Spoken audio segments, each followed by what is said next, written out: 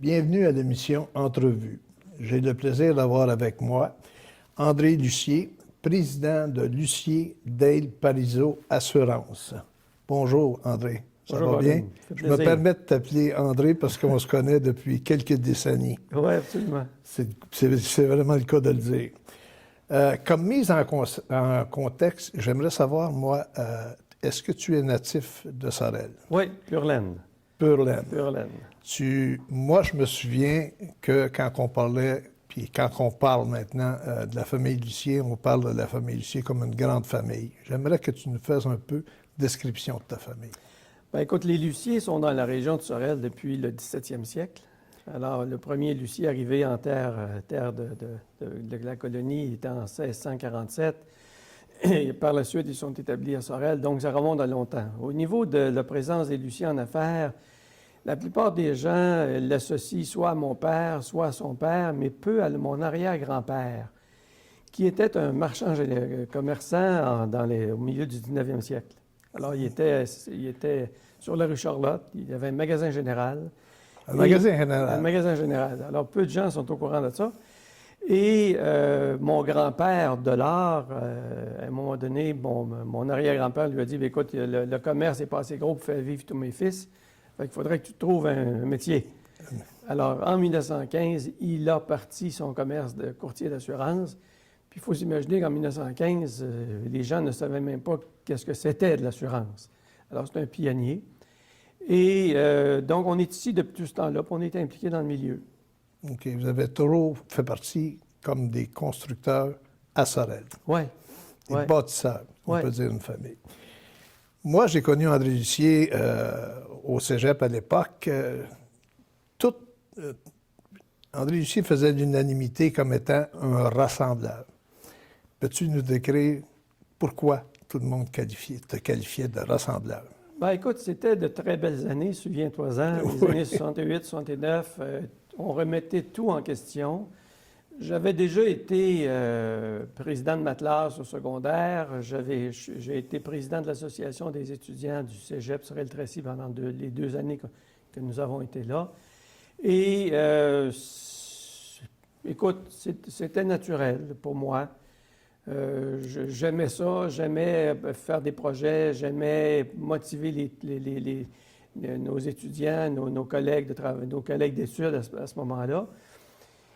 Puis comment je suis devenu, je te dirais que le cégep a été la période vraiment là, déclencheur.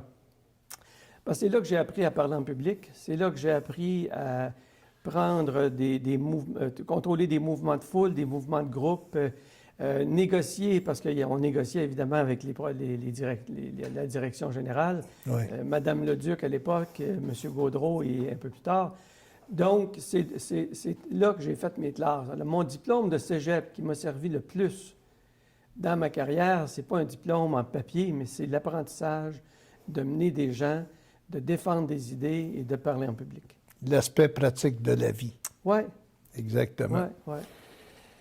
J'aimerais aussi attirer ton attention parce qu'à l'époque, moi, je me souviens, dont plusieurs personnes mentionnaient qu'il y avait 2 possibilités pour toi, que tu deviennes soit avocat ou que tu deviennes politicien. Puis je dois avouer que j'ai toujours été de cette école de pensée. Oui, bon, ben regarde, quand tu as une grande gueule, tout le monde te voit avocat et politicien. Faut faire attention. Quand tu as le verbe facile, disons. D'entrée de jeu, je n'étais pas un féru de sciences. Je n'étais pas attiré par les sciences, donc il y avait les sciences humaines qui s'ouvraient à moi. Dans les sciences humaines, le droit m'intéressait parce que ce sont des sujets qui traitent des activités humaines dans leur ensemble. J'ai commencé mon cours de droit avec l'idée d'être avocat, mais entre la 2e et 3e année de droit, j'ai fait un stage dans un bureau d'avocat à Québec, chez des amis à la famille, et j'ai pas du tout aimé l'expérience. Non, OK. non, j'ai pas aimé. C'est là que je me suis dit, non, c'est pas avocat que ça me prend pour être heureux puis avoir du plaisir, c'est le notariat. Donc, j'aimais beaucoup plus le volet notarial du droit que le volet litige et ce que tu connais évidemment beaucoup, puis Oui. l'argumentaire et tout et tout. Fait que c'est là que j'ai bifurqué. En troisième année, j'ai fait l'orientation plus vers le droit civil, le notariat, et la quatrième année de droit notarial. Effectivement, c'était une surprise pour la majorité des gens qui te connaissaient bien Oui, comme tel. oui, oui. Mais que dire au niveau de l'autre volet, celui qui aurait pu avoir qui avait, en tout cas, c'était unanime au niveau des gens qui te connaissaient, qui avait le potentiel de devenir politicien? Bon, premièrement, j'ai été impliqué dans les associations étudiantes, fait que j'étais en avant de la scène et j'étais président des Jeunes libéraux du Québec à ce moment-là dans le comté de Richelieu. J'ai été impliqué au niveau provincial de l'Association des Jeunes libéraux. Donc, et je participais aussi aux campagnes électorales. Ce qui veut dire que j'étais ciblé comme un prospect. Oui, puis c'est à l'époque du ministre Simard, ça, je Alors, crois. c'est Claude Simard à ce moment-là qui était là, mais la vraie opportunité pour aller en politique s'est présentée plus tard, sous le gouvernement Charest, où là, j'ai rencontré M. Charest, on m'a sollicité vraiment directement. Je suis allé à son bureau au centre-ville de Montréal, puis je me souviens que je regardais l'activité politique. Pendant que je réfléchissais, je regardais l'activité politique, puis je me disais, bon, le matin, il est à Québec, le midi, il fait une conférence à Montréal, le soir, il est à Rouyn-Noranda, puis le lendemain matin, il est à Chandler, en Gaspésie. Oui. Puis ça ne m'intéresse pas. C'est pas cette vie-là. Ça aurait été un sacrifice beaucoup trop grand pour ma famille. Donc, j'ai complètement mis ça de côté, et heureusement. OK.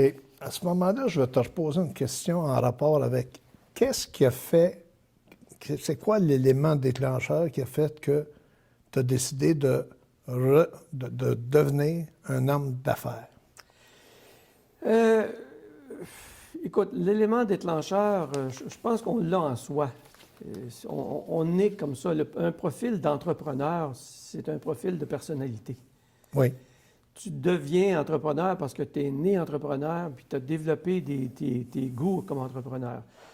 Alors, après quelques années de notariat dans la région, je me suis dit, je vise plus ça. Ça bouge pas assez à mon goût, malgré que j'avais une très belle pratique avec mes associés, dont le notaire Jean-Paul Pépin. J'ai dit, bon, là, mon père était dans l'assurance, évidemment, puis il me sollicitait grandement pour que je le rejoigne dans l'assurance. Alors, j'avais le choix soit de m'expatrier pour faire de la pratique notariale à plus grande échelle, soit de me partir en affaires, ou bien, pourquoi pas, d'aller dans l'entreprise familiale qui existait déjà. Oui. L'assurance, c'est un peu du droit. Oui, Beaucoup définitivement, même. oui. Et c'est encore du service à la clientèle, c'est encore des relations humaines avec des clients. Et un élément que j'avais en tête, c'est que quand tu es l'avocat principal de ton cabinet ou que tu es un notaire ou un comptable ou un professionnel, si tu ne travailles pas, il n'y a pas de revenus qui rentrent. Exact. Alors, tout dépend de toi. Alors, je voulais contrer cette situation-là.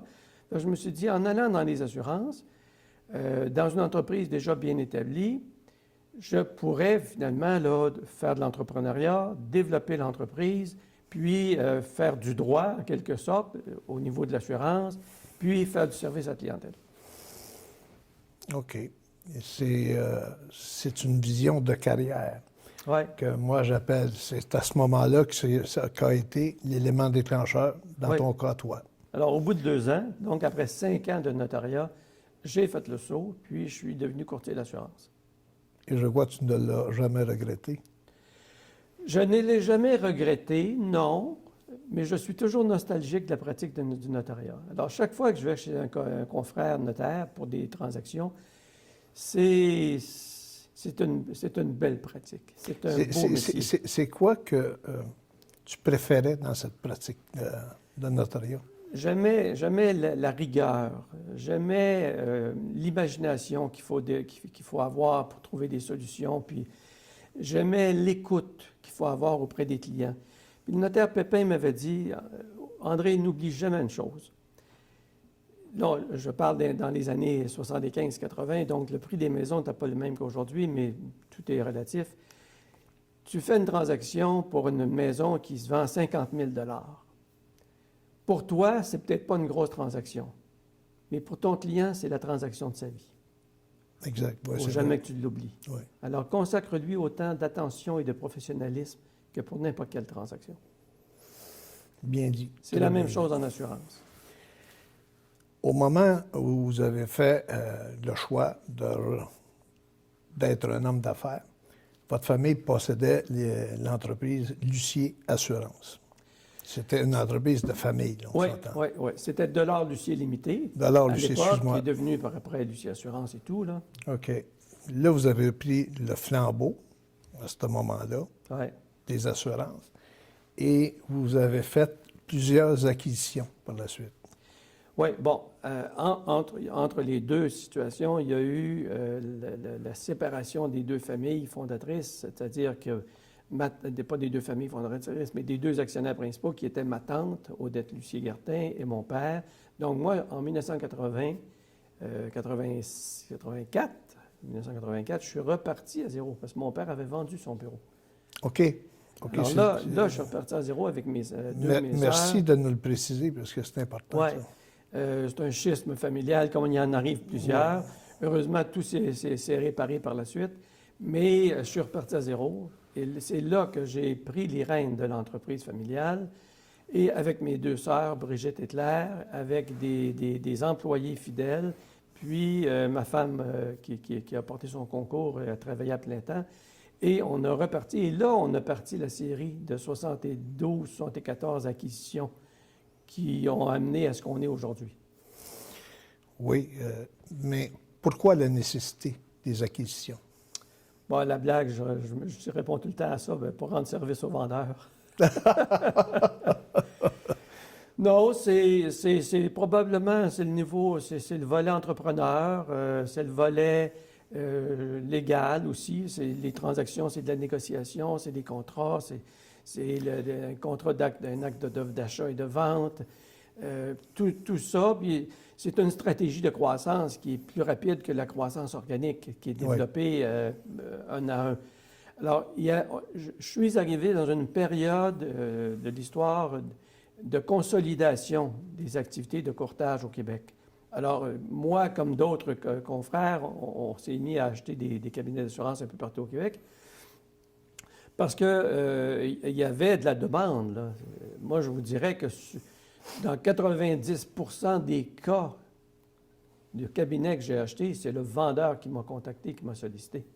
Ah, Ouais, oui, ouais, ouais. J'avais pensé, moi, que c'était l'inverse. Oui, non, il y avait, en mauvais français, on dit il y avait un timing de 25 ans au cours desquels il y a eu énormément de transactions. Là, c'est ralenti, il y en a moins.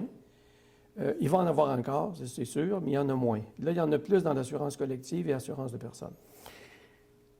J'aimerais, André, que tu nous parles soit de l'acquisition ou de la fusion avec Dale Parizeau.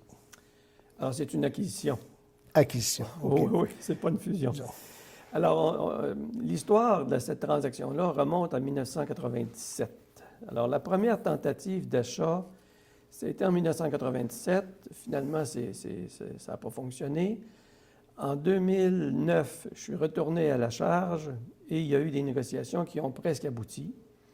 Mais ça n'a pas encore abouti. Et en 2014, à la demande du vendeur là, qui m'a contacté, là, on a entrepris des discussions et au bout d'un an, en septembre septembre 2014, ça s'est conclu.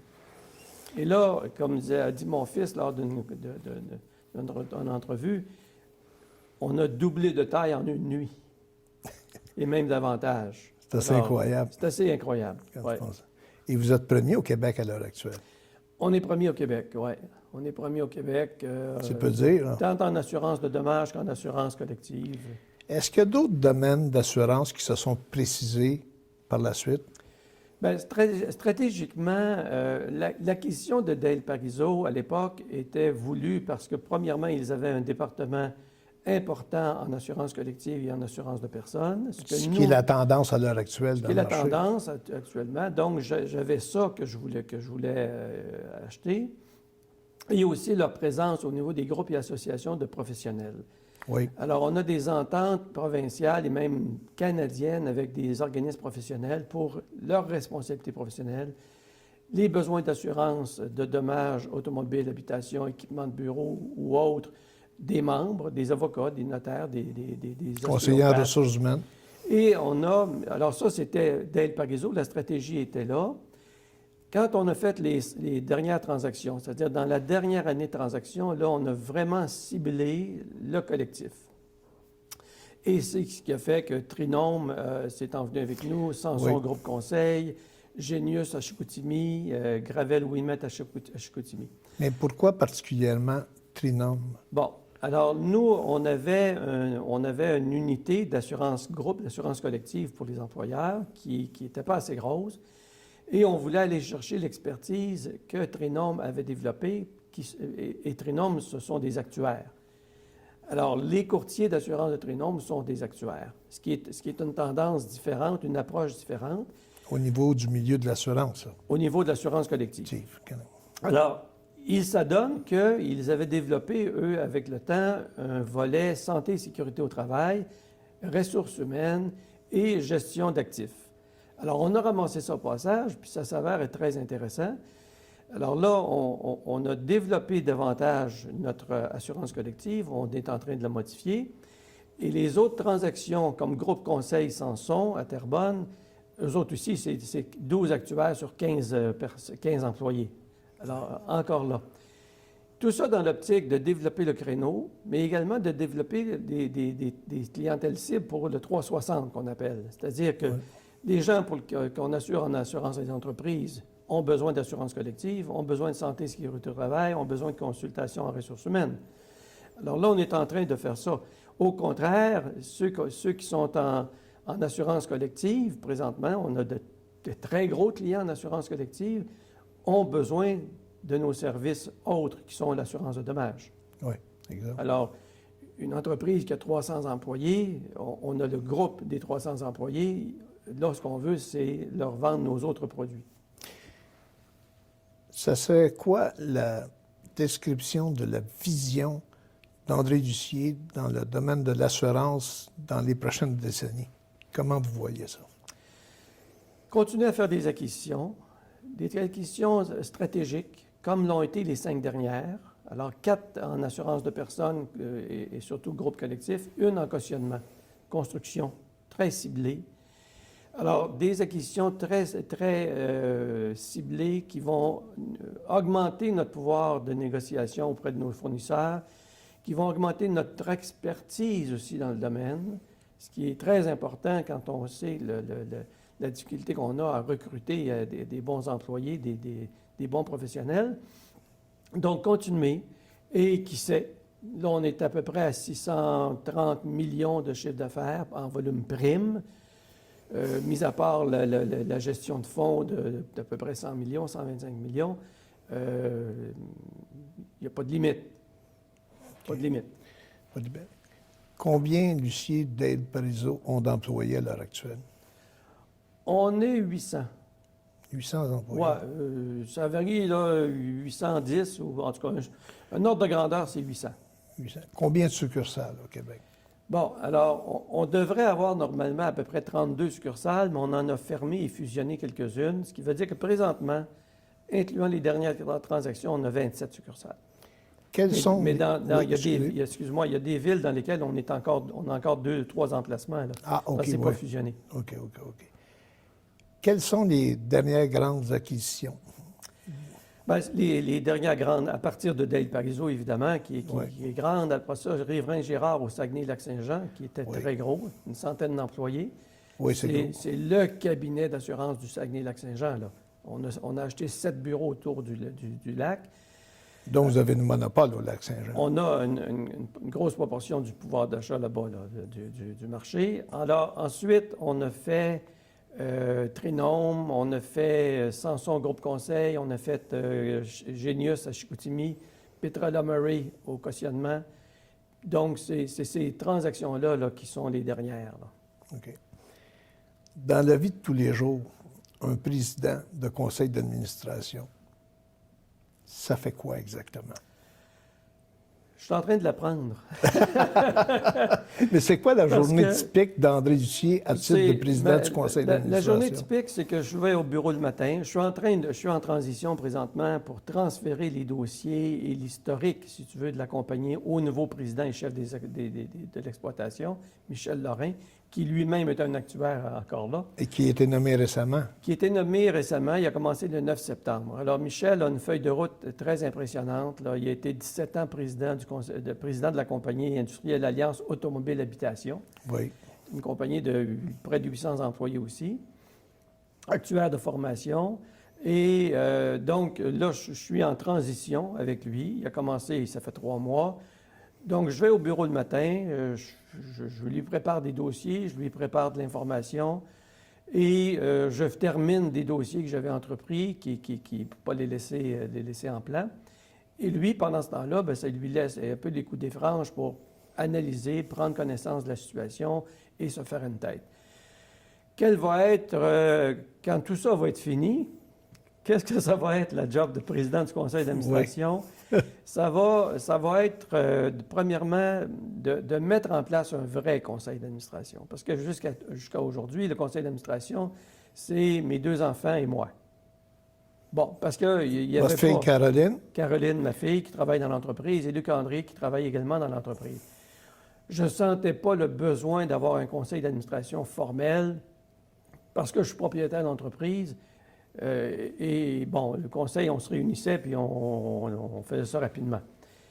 Mais là, pour assurer la pérennité de l'entreprise, après mon départ, après que ce soit mon incapacité d'agir ou mon décès, ou que ce soit que je ne sois plus impliqué du tout, il faut que je mette en place un conseil d'administration en bonne et due forme qui va être composé de membres de la famille et de gens de l'externe. OK. Oui. Et tout ça se fait dans un esprit de saine gouvernance, de sécuriser l'entreprise, de sécuriser sa pérennité à l'entreprise. Dans le cadre de cette mention de pérennité-là, qu'est-ce qui a fait en sorte, parce que je sais qu'André Ducier avait débuté sa retraite. Oui. Qu'est-ce qui a fait qu'André Ducier a dû revenir et prendre le rôle de président du conseil d'administration? On va faire une histoire courte. Le président que j'avais nommé en 2015 a été là pendant 3 ans. Il a fait de très bonnes choses, mais on ne s'est pas entendu sur certaines choses. Puis, j'ai pris la décision qu'on devait se séparer. Bon, alors le 12 novembre 2018... décision d'affaires. Décision purement d'affaires. Et j'ai décidé de reprendre le collier, évidemment, pour stabiliser l'entreprise, stabiliser ce que je voulais faire, puis faire ce que je voulais faire, puis tout en étant à la recherche d'un nouveau président qui correspondrait plus à la vision que j'avais de l'entreprise, de ce qu'elle devait devenir et de la façon qu'elle devait être gérée. Alors, on a commencé la recherche d'un nouveau président au début de l'été 2019. On a été relativement chanceux. On a eu de très bonnes candidatures, très intéressantes. Et ça a fini avec la nomination de Michel Lorrain le fin août pour commencer au début de septembre. Okay. J'aimerais savoir où est situé le siège social de Ducier. Bon, alors le siège social légal est à Sorel-Tracy, sur la rue Augusta. Mon bureau est là. Le bureau, la comptabilité est là. Une partie des ressources humaines sont là. Évidemment, Montréal étant ce qu'elle est, on a 225 employés à Montréal, à la succursale de Montréal. Imaginez-vous. C'est peu dire. Donc, le siège administratif est à Montréal parce que pour attirer des talents, il faut être plus proche de Montréal. On en a à Sorel de très bons talents, mais c'est plus difficile parce que la population est moindre. De trouver un informaticien ou de trouver un vice-président, ces gens-là demeurent généralement en banlieue, à Montréal ou en banlieue de Montréal. Alors, dans les faits, oui, le siège social est et demeurera toujours à Sorel. Il y a quand même 115 employés à Sorel. Oui. Qui sont répartis au travers de 3 bâtiments au centre-ville. Et le siège administratif est à Montréal. Si on parlait d'André Ducier comme père de famille, conciliation, travail, famille, comment il voit ça? Bon, Alors, on est le seul cabinet d'assurance au Québec reconnu et ayant le grade 4, qui est le maximum, du Bureau des normes du Québec pour la conciliation travail-famille. Alors, quand on parle de conciliation travail-famille, moi, mon réflexe, c'est d'abord d'en parler pour mes employés. Moi, je m'arrange. J'ai une épouse très conciliante, puis très Oui, j'imagine. qui m'a toujours très, très bien supporté. Mais ça se fait bien, là, ça se fait bien, tu sais. Alors, j'ai pas été présent pour mes enfants parce que je bâtissais, mais je suis excessivement et extrêmement et totalement présent pour mes petits-enfants. Alors, j'ai l'habitude de dire à la blague qu'il y a le taxi Uber puis il y a le taxi grand-père. Est-ce qu'André Lucier voyage autant aujourd'hui qu'il y a quelques années? Peu. Peu, maintenant? Peu. On va sûrement reprendre le rythme des voyages. On va dans le sud une fois par année, mais là, l'Europe me manque. Là. J'aime l'Europe. On est allé faire du ski les 4 dernières années avec des amis. Là, cette année, on n'y va pas, mais on va reprendre les voyages graduellement. Là. Moi, c'est l'Europe que j'aime. Alors, puis, je ne suis pas quelqu'un qui aime beaucoup voyager, mais j'aime pas les aéroports, donc il faut que je passe faut que je passe la gate. Puis là, après ça, ça va bien. Mais je ne ferai pas des voyages là, de 20 heures d'avion. Là. Quels sont les sports préférés d'André Lucier? Bien, je ne suis pas un grand sportif. Je me suis adonné au vélo dans les 5 dernières années. Cet été, j'en ai fait presque pas, mais j'ai beaucoup aimé le vélo.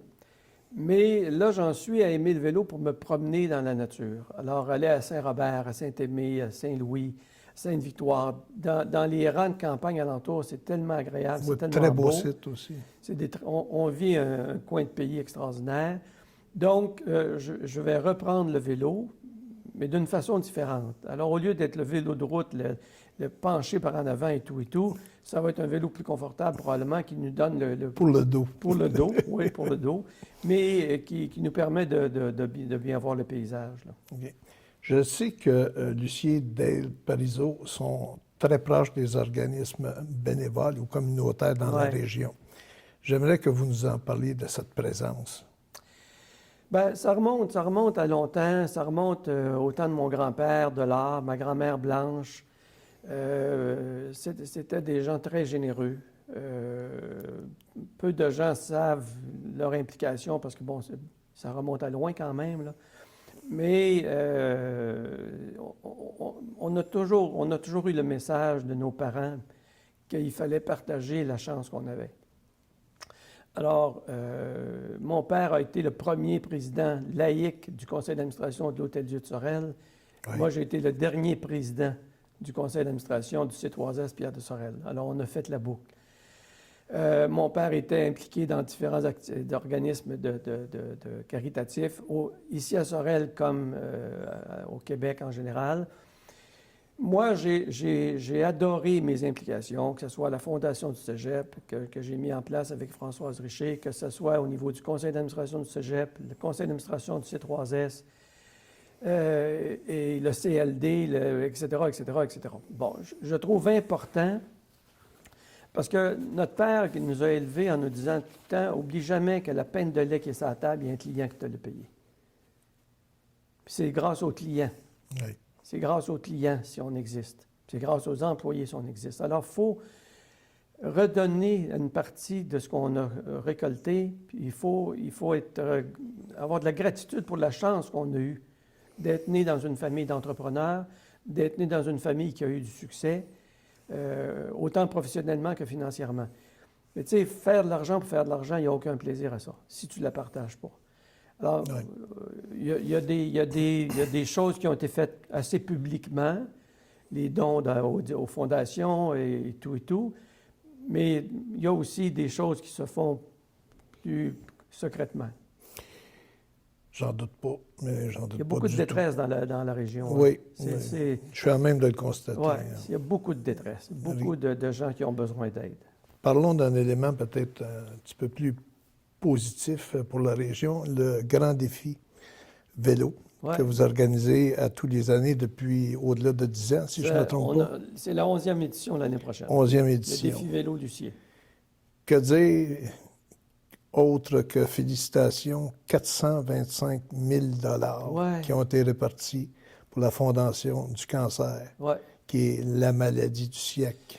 Oui, c'est une idée dont on n'a pas le parrainage. C'est Benoît Lefebvre qui a eu cette idée-là.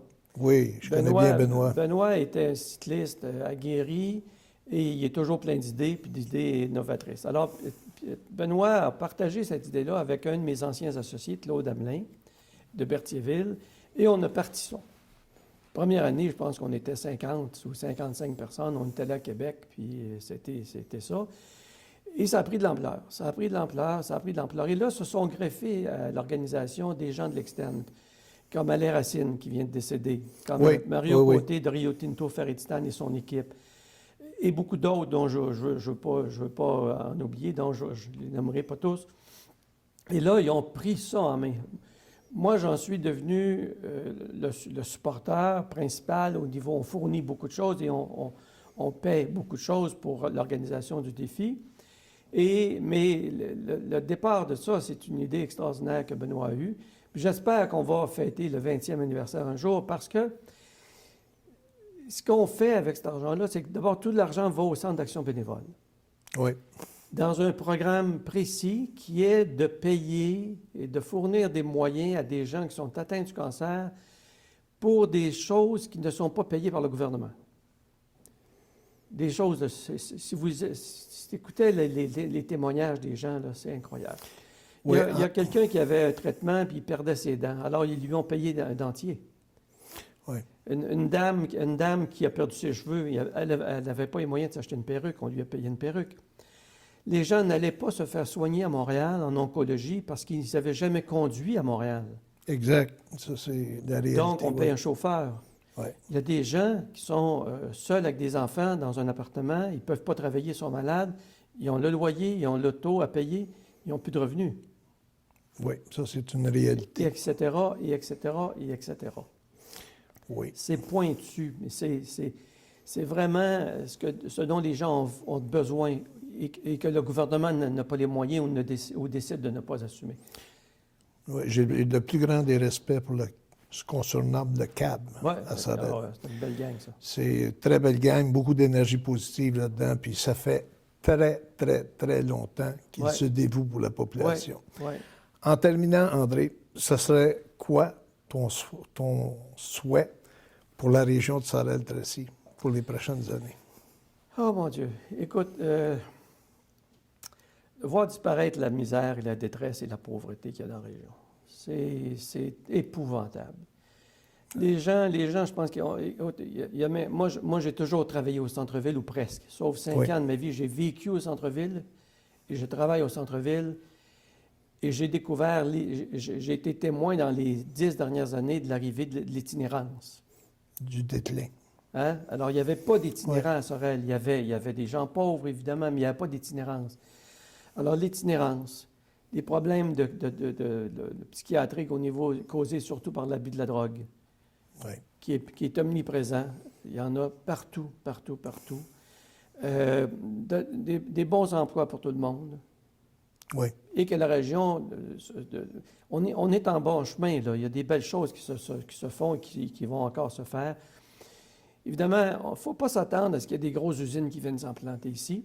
Non. Mais il faut être prêt à accueillir des PME qui vont amener des bons emplois intéressants pour la population et que la jeunesse reste avec nous. Surtout. Oui. Parce que c'est malheureux, à l'heure actuelle, ce n'est pas le cas. Parce que moi, j'ai toujours dit que dans la région, pour que ça aille bien, il manque 10 000 personnes.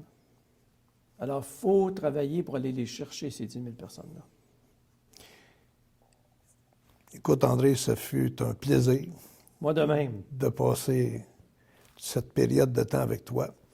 Et je remercie tous les gens d'avoir pris le temps, effectivement, de faire en sorte que cette émission soit un succès. Merci à tout le monde.